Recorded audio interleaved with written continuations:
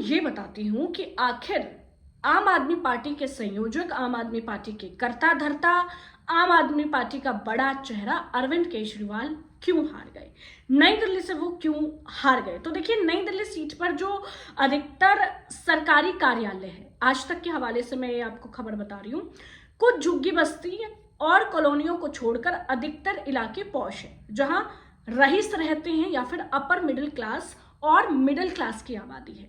सांसदों के सरकारी आवास भी इसी इलाके में आते हैं। यहाँ केंद्रीय और राज्य कर्मचारियों के सरकारी क्वार्टर बड़ी तादाद में हैं।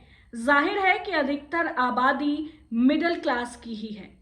अपने पहले, दूसरे और तीसरे चुनाव में अरविंद केजरीवाल को सपोर्ट करने वालों में केवल झुग्गी वाले और गरीब लोगों ने ही सपोर्ट नहीं किया था।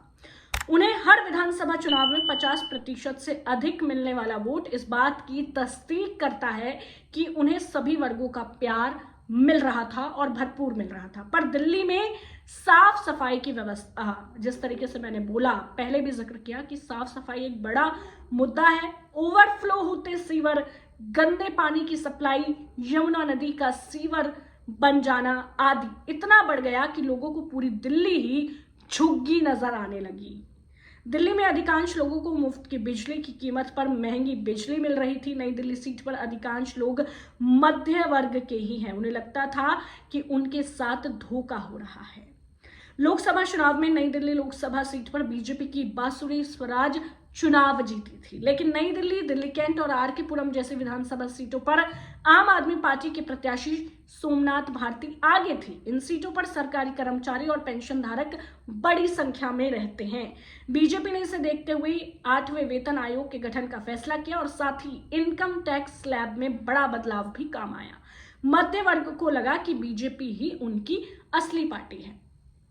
दोस्तों, अरविंद केजरीवाल के लिए कहा जाता था हमेशा, और ऐसा है भी, कि अरविंद केजरीवाल को झुग्गी झोपड़ी वाले वोट करते थे, मिडिल क्लास वोट करते थे, नीचे तबके के लोग वोट करते थे, क्योंकि झुग्गी में जो रह रहे हैं उनको पानी फ्री मिलता था, बिजली फ्री मिलती थी, शिक्षा फ्री मिलता था, स्वास्थ्य फ्री मिलता था। तो कहीं ना कहीं उन लोगों को लगता था भाई हमारे हित की पार्टी है, हमारे लिए काम कर रही है। लेकिन अब जब बजट आया और बजट में इनकम टैक्स स्लैब में बड़ा बदलाव किया गया और ये कहा गया कि जो 12 लाख रुपए कमाते हैं उनको कोई टैक्स देने की जरूरत नहीं है, तो मिडिल क्लास के दिमाग में ये बात बैठ गई कि अब बीजेपी ही असली पार्टी है। झुग्गियों में रहने वालों को पक्के आवास का वादा, ये भी एक बड़ा फैक्टर है दोस्तों। इस बार दिल्ली की विधानसभा चुनाव